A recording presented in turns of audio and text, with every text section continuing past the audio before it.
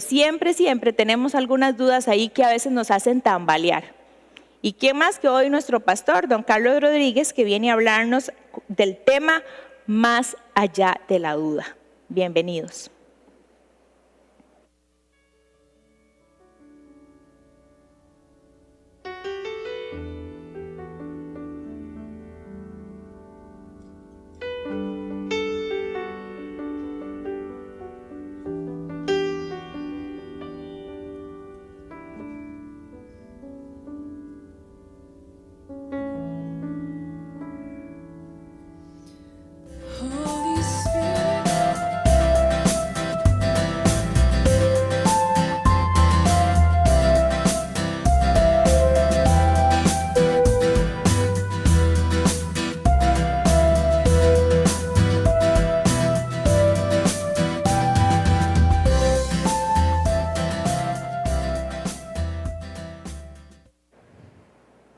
Muy buenos días, como siempre, todos los domingos nos es muy grato poder compartir con ustedes la palabra del Señor.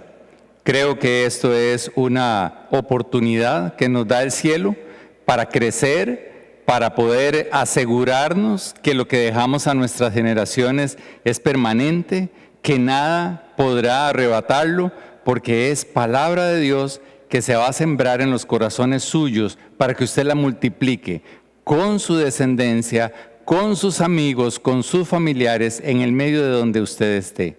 Porque cuando Dios lo hizo a usted, tenía un propósito, y era que usted y yo anunciáramos la palabra de Él, privilegio del cielo, a pesar de nuestra condición humana. Gracias infinitas a nuestro Señor, que creyó que nosotros pudiéramos servir para representarlos a Él en la tierra. Eso, además de orgullo, es un reto para que nosotros como congregación velemos para que lo que enseñemos sea siempre única y exclusivamente la palabra del Señor. Que nunca el Señor nos permita desviarnos ni a filosofías de moda, ni a corrientes de pensamiento en boga. Que sea siempre nuestra mirada, nuestras intenciones, nuestro corazón, seguros de que estamos en el camino y por lo tanto debemos enseñar el camino, mostrar la verdad de Cristo para poder tener la vida en abundancia que Él ha querido regalarnos. Esta mañana quiero empezar nuestra enseñanza contando aquella vieja historia de un pueblo que había vivido durante mucho tiempo de un lugar a otro. No tenían las condiciones, no se habían podido asentar. Y entonces hoy vamos a estar reflexionando sobre aquellos 12 hombres que aquel pueblo mandó con una misión especial. Resulta que a este pueblo precario, de mucha precariedad, no tenían dónde hacer su ciudad, no habían vivido y sus antepasados no les habían heredado una parcela, no tenían un asentamiento donde poder haber criado ahora sus familias.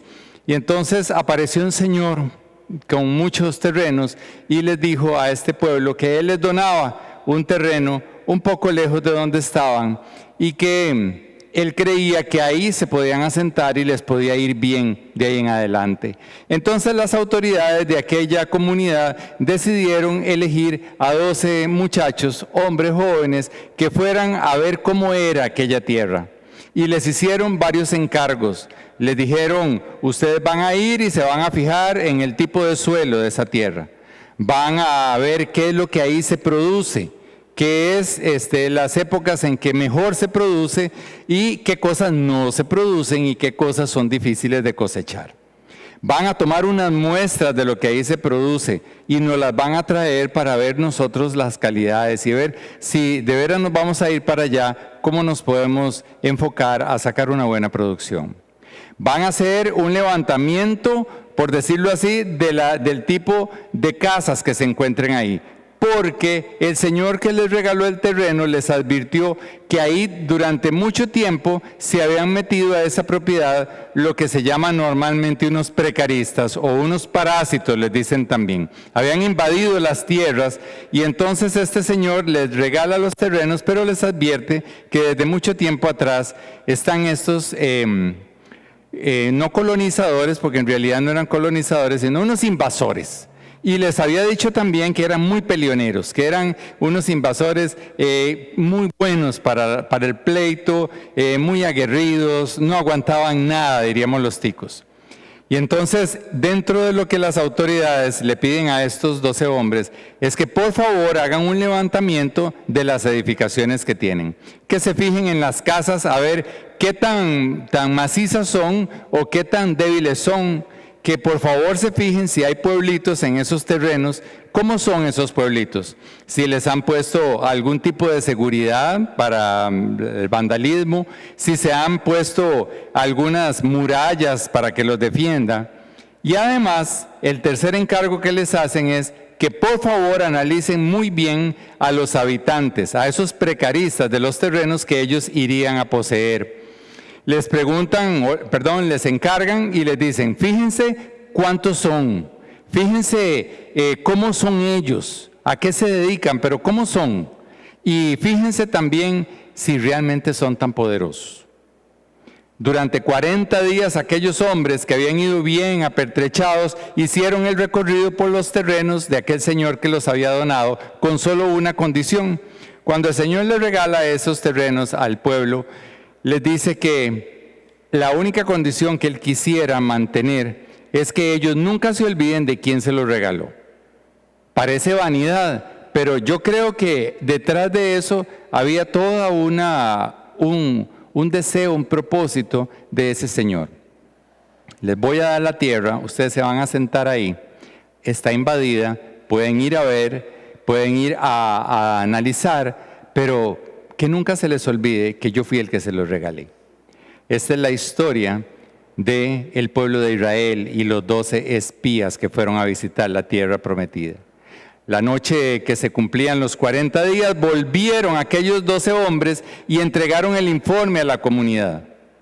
Y dice la palabra de Dios que lo primero que dijeron es, la tierra es buenísima, buenísima, se da de todo. Y trajeron frutos de tal magnitud que un solo racimo de uvas lo tuvieron que cargar entre 2 hombres, dice la palabra. Imaginémonos la calidad de tierras, la cantidad de cosechas y el lugar tan especial donde el Señor los había enviado. Pero después de haber entregado ese informe de la bondad de las tierras, estando toda la comunidad alrededor con las autoridades, con Moisés, que era el que había recibido el encargo de mandar a esos hombres allá, empiezan a oír la parte negativa, el informe negativo de aquella delegación, y 10 de ellos dicen, pero están fortificados. Esos hombres, esos invasores que están en las tierras que nos regalaron, son, y usa la palabra, los superlativos, palabras grandes, palabras que den la idea de exageración, y dice, son muchísimos, son grandísimos, están por todo lado. Es más, esa tierra es muy fértil, pero se traga a los que llegan ahí. Es más, ellos son tantos, tan poderosos y tan fuertes que seguro a nosotros nos ven como chapulines, porque en realidad nosotros somos como chapulines a la par de Él. La Biblia dice langostas, para usted y para mí chapulín. ¿Cómo pudo haber caído aquel informe en el ambiente expectante que había de las tierras a las que les habían dicho el Señor que podían poseer para siempre, para sentarse ahí? Dice la palabra que esa misma noche lloró la comunidad y pegaban gritos de dolor. Uno puede pensar, qué exagerados, pero ahí mismo la palabra de Dios dice por qué lo hacían. Porque ellos creyeron que se les desvanecía la única oportunidad que iban a tener de un terreno propio. Además, empezaron en tal rebeldía que dijeron algunos, yo no voy a entrar a esa tierra. Otros dijeron, mejor nos quedamos aquí. Y otros más dijeron, nos devolvemos. Y empecé la historia contando, y usted la conoce, que era un pueblo que no tenía nada, nada. Durante 400 años habían sido explotados y 40 años más en el desierto dando vueltas, no tenían nada. Pero ante aquel informe se rebelan a seguir se rebelan a escuchar otras voces y nada más se enfocan en lo negativo. Son muchísimos, son fuertísimos, nos tragarán, nos vemos como chapulines a la par de ellos. Es más, ellos nos ven como chapulines. ¿Qué pasó con esta gente? ¿Qué pasó con esta gente que salió en búsqueda de una tierra dada y prometida por el Señor que los había sacado de la esclavitud? Lo que pasó fue que empezaron a dudar. Y hoy nuestra enseñanza se llama Más allá de toda duda, porque ellos no solo empezaron a dudar de la promesa del Señor, sino que dudaron del Señor en sí. Y empezaron a llenarse de sentimientos feos, de derrota. Se empezaron a ver mal y empezaron a actuar mal. Sus pensamientos, sus emociones y sus acciones por la duda fueron transformados. Por la duda fueron transformados. Qué tristeza pensar en ellos, pero la historia se escribe para que usted y yo decidamos qué hacer con ella. Si decidimos actuar igual, permanecer igual, sentir igual que ellos, vamos a tener dolor, tristeza, murmuración, rebeldía. Pero como yo sé que esa no es su meta de vida, ni tampoco la mía, vamos a ver qué fue lo que pasó con ellos. ¿En dónde me identifico yo con esta historia para partir de ahí el resto de la lección? ¿Dónde se identifica usted en esa historia que le acabo de contar? ¿Cómo se hubiera sentido usted si hubiera sido uno de esos 10 y cómo se hubiera sentido si usted estuviera escuchando el informe de esas 10 personas? Eso es lo que nos va a ubicar para nosotros decidir si vamos a vivir más allá de toda duda o nos vamos a dejar embargar por la duda.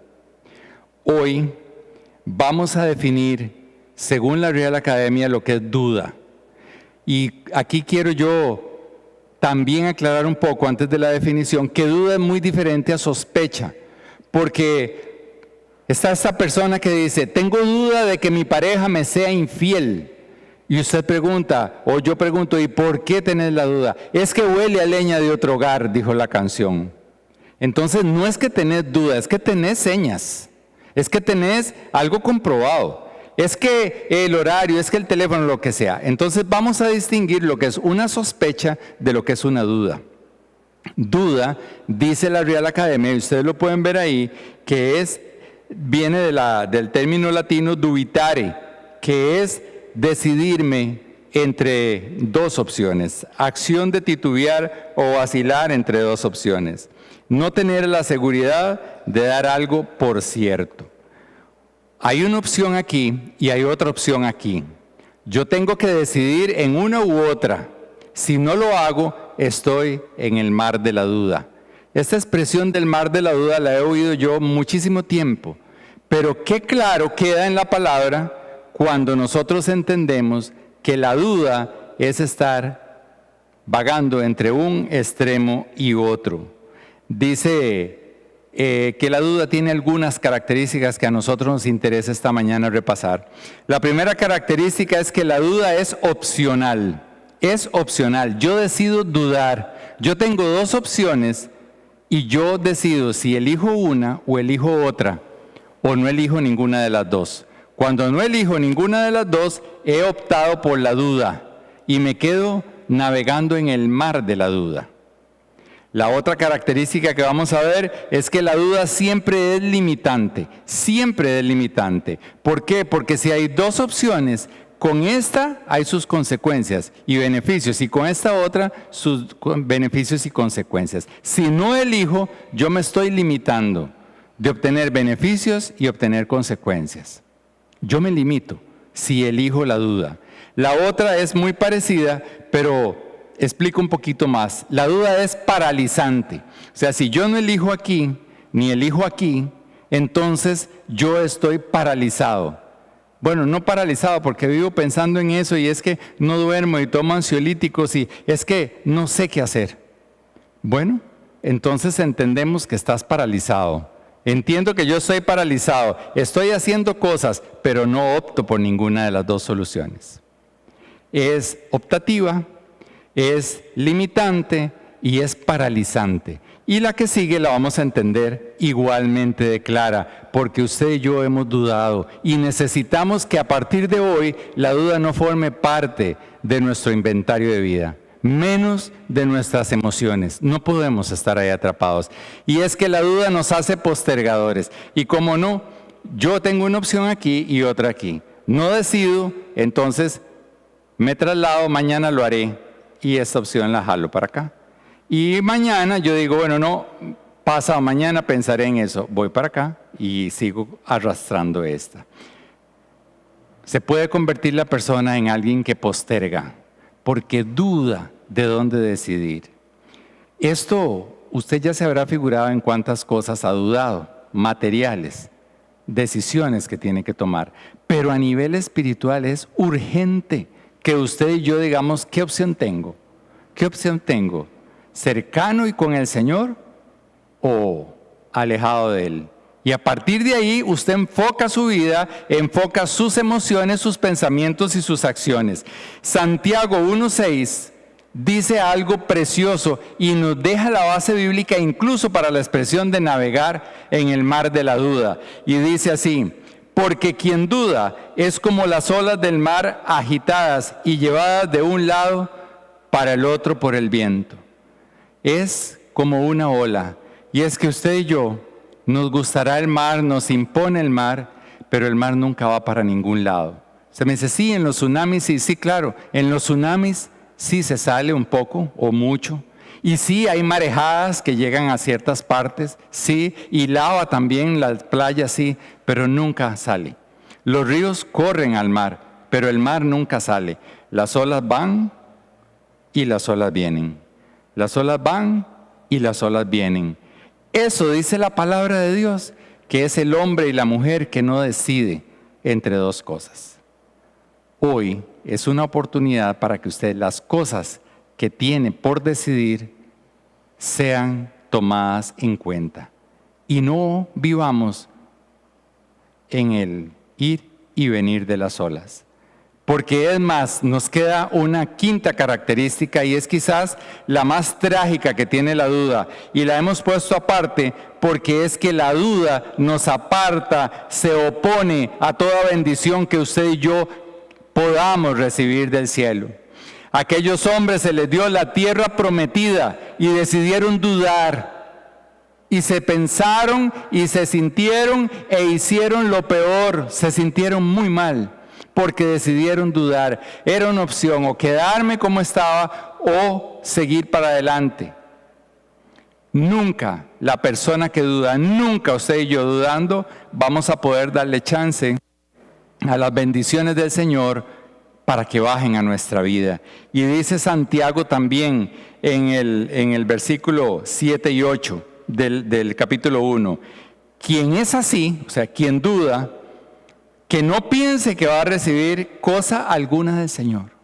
Oigan, qué tragedia. Es que a veces pensamos al lado del diablo que está en el infierno, pero en algo tan sencillo, y se dice, pero a mí nadie me ha dicho que la duda es pecado. Sí, no está en los 10 mandamientos, pero el primer mandamiento sí dice que debemos amar al Señor con todo su corazón, con todas sus fuerzas y con todos nuestros pensamientos. Ahí está incluido que usted no tiene que dudar del Señor. Cada vez que dudamos del Señor, estamos en pecado y eso nos permite no recibir la bendición del Señor. De manera que la duda hoy tenemos que nosotros entrarle con ganas según la palabra, porque dice que si dudamos no vamos a recibir ni una sola bendición del Señor. Y esto es una tragedia para la humanidad, eso es una tragedia para usted y para mí. La duda se opone a toda bendición. Por eso esta mañana nos interesa saber muy bien de dónde es que me nace a mí la duda, de dónde puede venir. Yo la quiero evitar. Estoy escuchando que la duda me puede privar de toda bendición. ¿De dónde viene la duda? Nos queda muy claro con la historia que yo le conté. La primera de ellas es la comparación. Es estarnos comparando con otros. Siempre, siempre la comparación va a traer dudas a nosotros. Siempre, siempre. Aunque usted se sienta más bonito que la otra persona, siempre va a traer dudas. ¿Y cómo? ¿Y por qué? ¿Y quién me lo dijo? Siempre la comparación va a evitar que nosotros tengamos la bendición del Señor. La palabra de Dios nos indica a nosotros que somos hechura de Él. A su imagen y semejanza, no hay ninguno parecido a nosotros. Todos somos diferentes, diseñados con un propósito y en un momento especial de la eternidad para poder hacer lo que Él quiere que hagamos. Yo no debo compararme, pero es que todo el entorno humano nos lanza a compararnos en posesiones, en físico, en logros, en lo que sea. Pero hoy nos es urgente entender que la comparación siempre nos va a generar dudas, siempre, siempre. Y por eso la palabra de Dios dice ahí en la cita que ustedes ven de 2 de Corintios 10:12, dice así: no nos atrevemos a compararnos ni igualarnos con algunos que se recomiendan a sí mismos. Al medirse con su propia medida y compararse unos con otros, no saben lo que hacen. Compararse es de ignorantes. Compararse es abandonar lo que dice la palabra de mí y querer buscar espejos en otras personas, en otras condiciones. No debemos compararnos porque siempre vamos a generar duda. ¿Qué dijeron aquellos 10 hombres? Los que están allá metidos en la tierra prometida son grandísimos, fuertísimos. Es más, a la par de ellos nos vemos como un chapulín. Y vino la duda, vino la zozobra, la tristeza, la murmuración, la rebeldía, el pecado. Nunca compararnos nos va a traer satisfacción. Aun si en la comparación creemos que estamos ganando. Nunca, no es del Señor estarnos comparando. La segunda fuente de duda es mantener vigentes los fracasos del pasado. Nunca debemos tampoco nosotros quedar pegados en el fracaso. Y es que qué fácil es estar uno en: mi papá me abandonó, mi mamá nunca me quiso, yo perdí el negocio, mi pareja me abandonó, todas las mujeres que he tenido me han dado vuelta, todos los hombres han sido infieles, la plata nunca me dura. Entonces nos quedamos pegados en el pasado. Pero el Señor nos advierte que no lo hagamos. Ese cuento de que todo tiempo pasado fue mejor es una manera romántica de devolvernos a lo que no estaba bien. Dice la palabra del Señor, y ustedes lo ven ahí en Isaías 43, olviden las cosas del pasado, ya no vivan del pasado, olviden las cosas de antaño, ya no vivan en el pasado. Estos hombres decidieron ahí, según ellos, que se devolvían y creyeron que era mejor. ¿Dónde estaban? 40 años en el desierto y 400 sus antepasados en esclavitud. Y ellos creyeron que para allá, que para atrás era lo mejor. Miedo al desafío de adelante, miedo a no conseguir las cosas, duda. Las dos fuentes de la duda para nosotros siempre van a ser compararnos y quedarnos en el pasado. ¿Qué estoy aprendiendo? ¿Dónde estoy ubicado hasta aquí? Porque la primera característica de la duda que vimos es que es opcional. Yo les hablé de 12 hombres que salieron 40 días a hacer la investigación y les hablé del informe de 10 hombres. Pero nos encontramos a 2 de ellos, a Caleb y a Josué, completamente en otra posición. Y fueron a la misma excursión y recogieron los mismos frutos y tenían el mismo encargo. Y esa noche, cuando la gente gritaba de miedo, cuando la gente se desesperaba y hablaban las tonteras que hablaron, estos 2 hombres, en Números 14, dicen lo siguiente: dijeron a toda la comunidad, Caleb y Josué: la tierra que recorrimos y exploramos es increíblemente buena. En eso coincidían los 10 con ellos 2. O sea, la tierra era buena, el racimo de uvas extraordinario. Pero aquellos dudaron y Josué y Caleb dijeron lo siguiente: si el Señor se agrada de nosotros, nos hará entrar en ella. Nos va a dar una tierra donde abundan la leche y la miel. Recuerdo que leche, sustento, miel, cuidado. Así que no se rebelen contra el Señor, ni tengan miedo de la gente que habita en esa tierra. Ellos son pan comido. ¿Qué dijeron los 10? Nos vemos como chapulines. Es más, seguro ellos nos ven como chapulines. ¿Qué dicen José y Caleb? El enemigo es pan comido. ¡Qué expresión! Usted dice, pero ¿cómo se atreven? Se atreven porque sabían el Dios que tenían. Él lo dice, la palabra lo dice. Así que no se rebelen contra el Señor, ni tengan miedo de la gente que habita en esa tierra. Ellos son pan comido.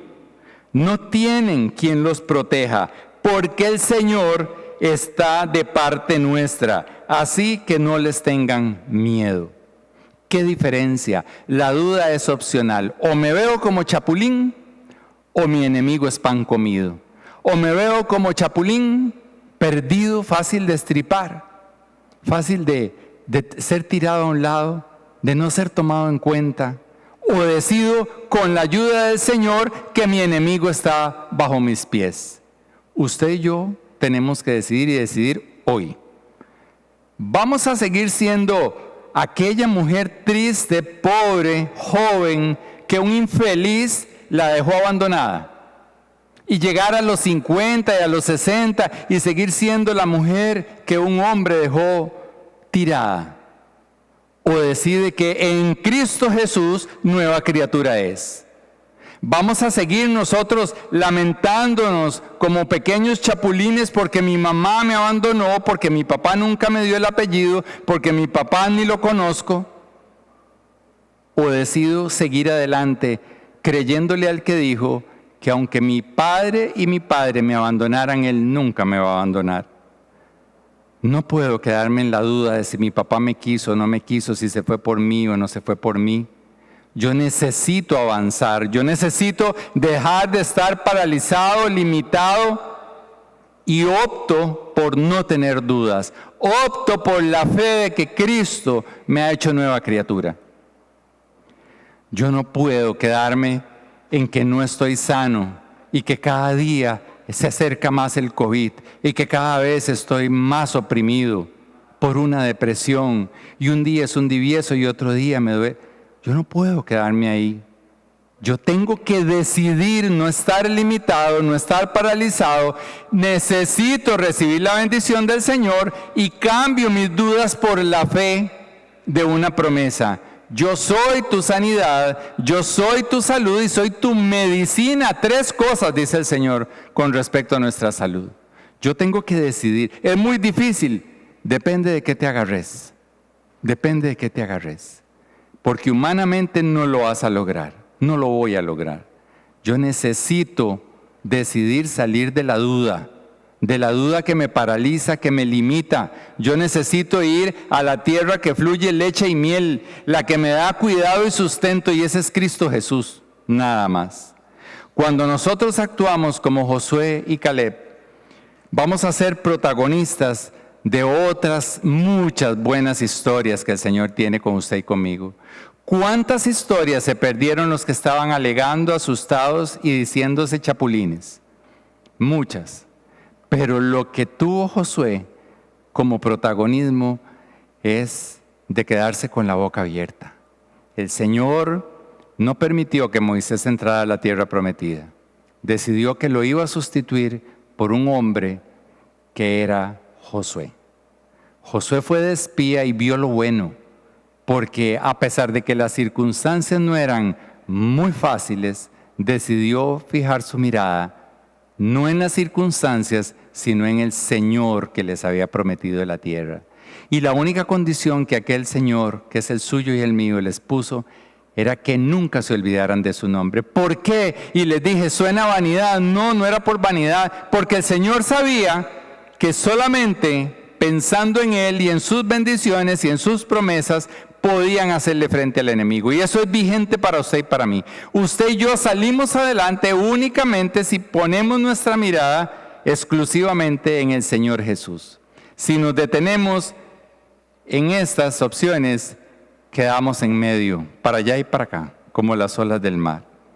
Josué recibe 3 promesas hermosas que ustedes las van a ver ahí. 3 promesas hermosas en esta lectura que vamos a hacer de Josué 1, del 1 al 5. 5 versículos que contienen 3 promesas hermosas. Y dice así la palabra: después de la muerte de Moisés, siervo del Señor, Dios le dijo a Josué, hijo de Nun, asistente de Moisés: mi siervo Moisés ha muerto, por eso tú y todo este pueblo deberán prepararse para cruzar el río Jordán y entrar a la tierra que les daré a ustedes los israelitas.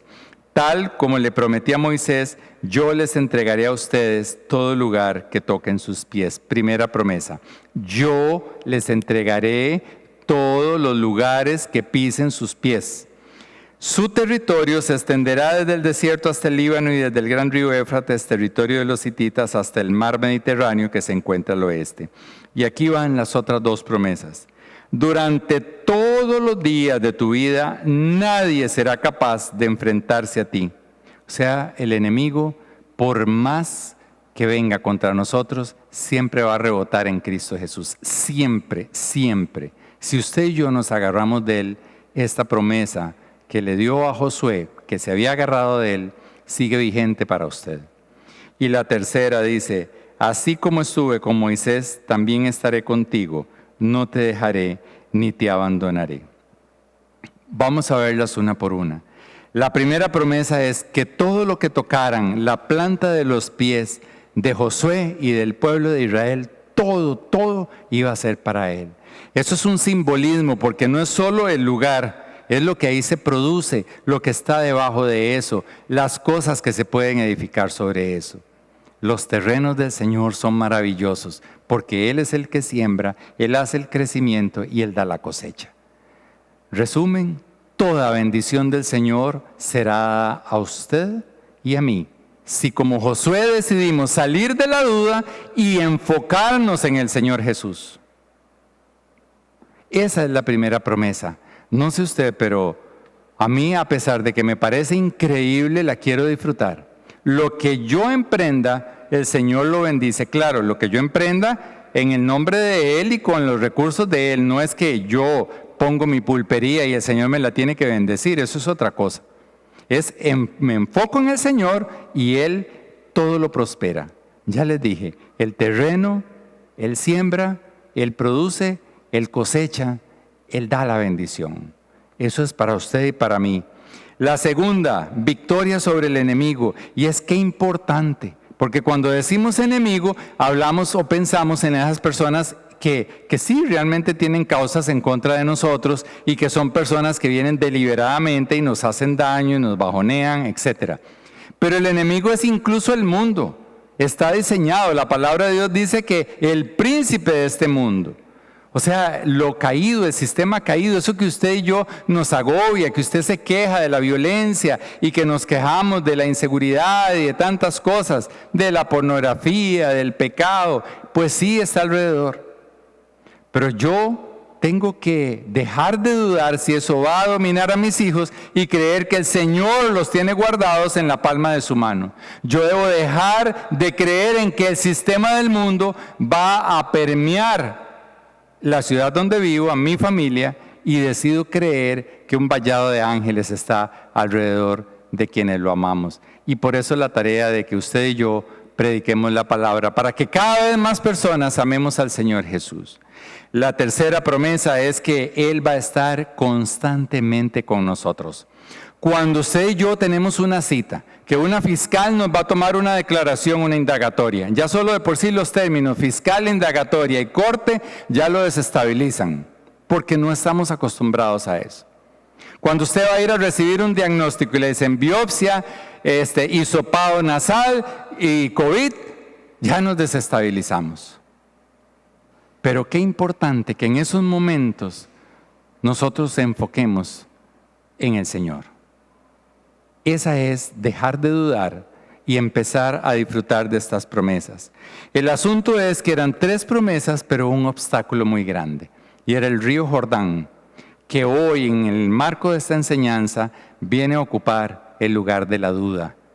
Toda la tierra fluye leche y miel, es abundantísima, es etcétera, etcétera, el Señor está conmigo, pero ¿y cómo cruzo el río?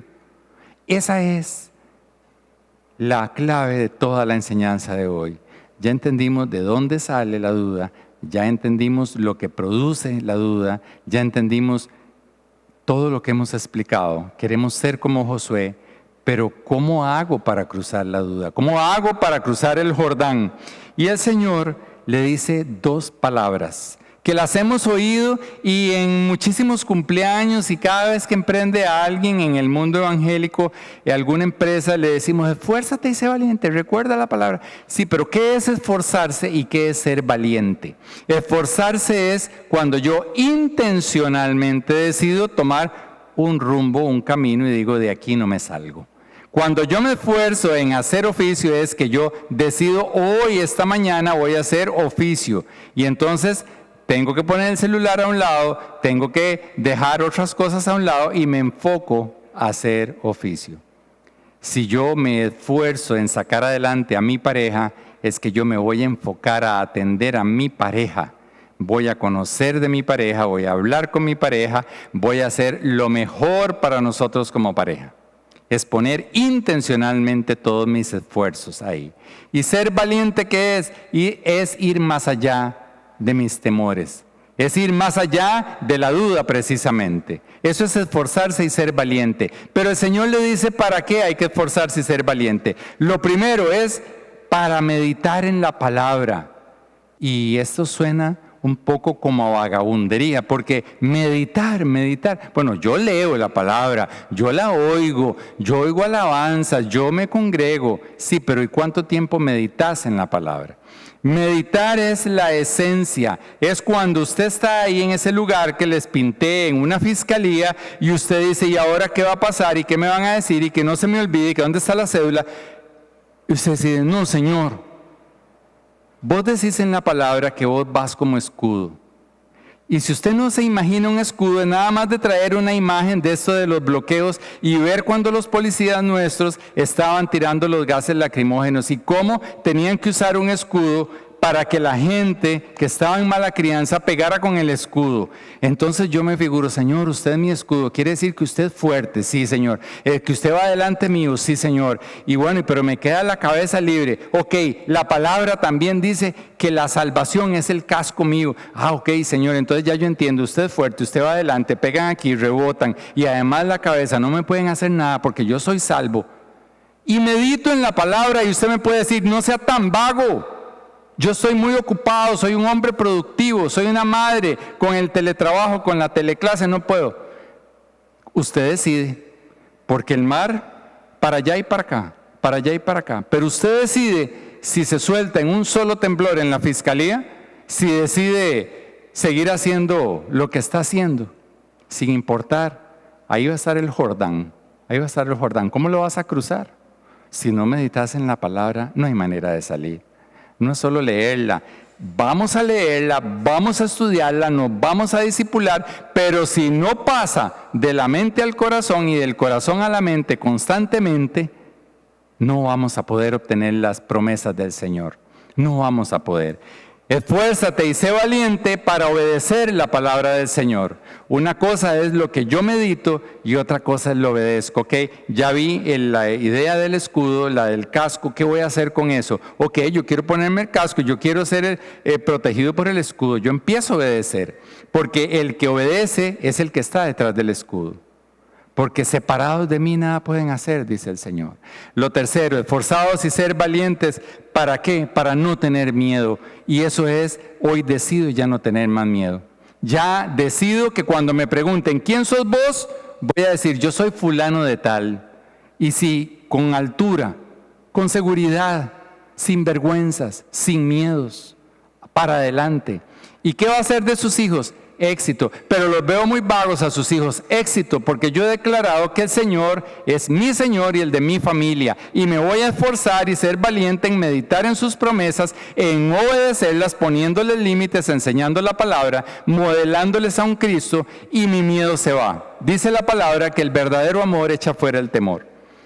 ¿Qué hizo Josué? Las 3 cosas. Se esforzó, fue valiente, meditó, obedeció y desterró el miedo. ¿Qué logró con eso? 5 cosas que las vamos a ver ahí rapiditas. Lo primero es que él vio la presencia del Señor ir adelante de él.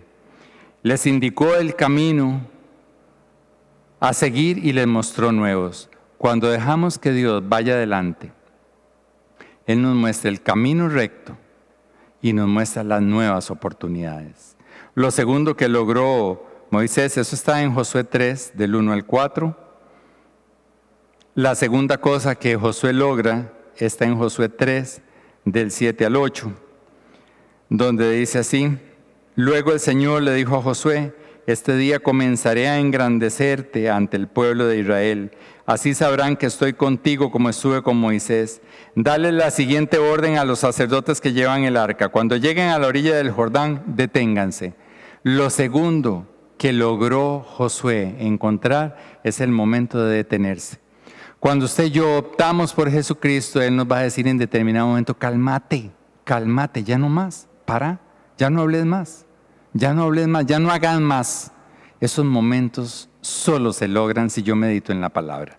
Lo primero, vio ir al Señor, fue adelante de Él y supo también, enseñándole los nuevos caminos, supo también cuándo parar. Lo tercero es que vio cruzar al Señor delante de Él.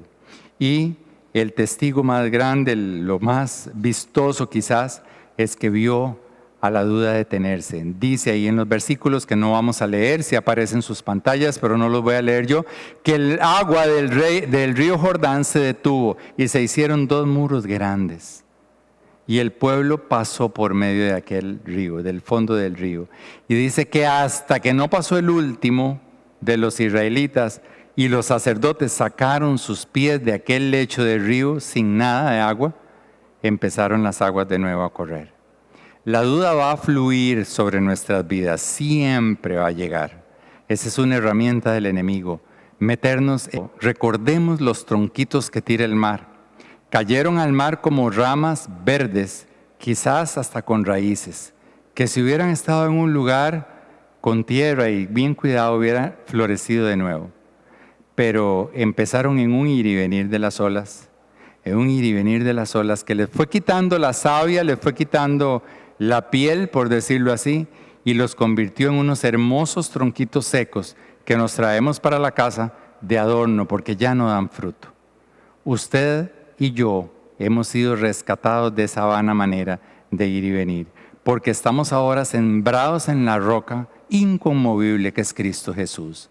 Usted y yo tenemos que decidir hoy, como decidió Josué, si vamos a entrar en duda o vamos a seguir las promesas del Señor. En Cristo Jesús toda duda desaparece. Cuesta humanamente, para Cristo es su labor, sacarnos del vaivén de la vida para ponernos en la roca firme que es Él. Cristo Jesús quiere para vos y para mí una vida más allá de toda duda. He ahí el nombre de esta enseñanza. Más allá de toda duda, solo en Cristo Jesús. Y oramos a Él. Señor Jesús, esta mañana hemos visto a través de una historia como 12 hombres fueron a una misión que tú les encargaste. Les diste promesas a cambio de una sola condición, de que nunca se olvidaran de tu nombre, porque sabían muy bien que si así lo hacían, se iban a perder la capacidad de obtener todas tus promesas. 10 volvieron desanimados en la duda, pensaron feo, sintieron horrible y actuaron fatal. Pero 2 de ellos decidieron creer en ti y dijeron: nuestro enemigo es pan comido, siempre y cuando nos mantengamos en la promesa del Señor. Qué hermoso saber, Padre, que tú estabas ahí dando indicaciones que siguen siendo vigentes para nosotros. Las que le diste a Josué: esfuérzate y sé valiente. Señor, hoy humanamente declaramos que no lo podemos hacer, que requerimos de tu Espíritu Santo. Por eso, Señor Jesús, es importante para nosotros tenerte presente, meditar en la palabra, que es exactamente meditar en ti, Señor. Porque tu palabra dice que tú eres el verbo, tú eres la palabra. Tú eres el que da vida, tú eres además la roca en que queremos nosotros estar agarrados, cimentados, bien plantados, Señor. Para que los vaivenes de la vida, los vaivenes de la duda, nunca hagan de nosotros un tronco sin vida. Nosotros queremos ser la rama injertada en el tronco de la vida que eres tú, Señor Jesús. Esta mañana queremos dejar aquí, Señor, toda duda y queremos agarrarnos de tus promesas, volver a la palabra y meditar en ella, obedecerla como tú la pides, para poder ver lo que logró Josué. Verte ir adelante de nosotros, mostrándonos el camino recto y las nuevas opciones para caminar en ellas. Vieron, Señor, cómo podías dirigirlos siempre. Vieron también cómo paraste la duda, Señor, e hiciste que ellos entraran a la tierra que les habías prometido en los momentos precisos, haciéndolos detenerse de sus obras para verte actuar y pasar delante de ellos. Señor, que esto mismo que obtuvo Josué sea para nosotros y para nuestras generaciones. Señor, hoy oramos por todo hombre y toda mujer que esté detenido en la duda, Señor. Estas personas que porque alguien los abandonó, que porque alguien los defraudó, decidieron no optar por la opción tuya y están en un para allá y para acá, Señor. Están en un dudar completo, en un no tomar decisiones, Señor. Y se están desgastando y nos duele eso, Señor. Hoy oramos por cualquier familiar nuestro que esté indeciso en vivir la vida plena contigo. Hoy oramos por Costa Rica, Señor, para que el pueblo de Costa Rica decida de una vez por todas por la opción tuya, Señor. Para que esas mesas de diálogo realmente lleguen a algo certero, Señor.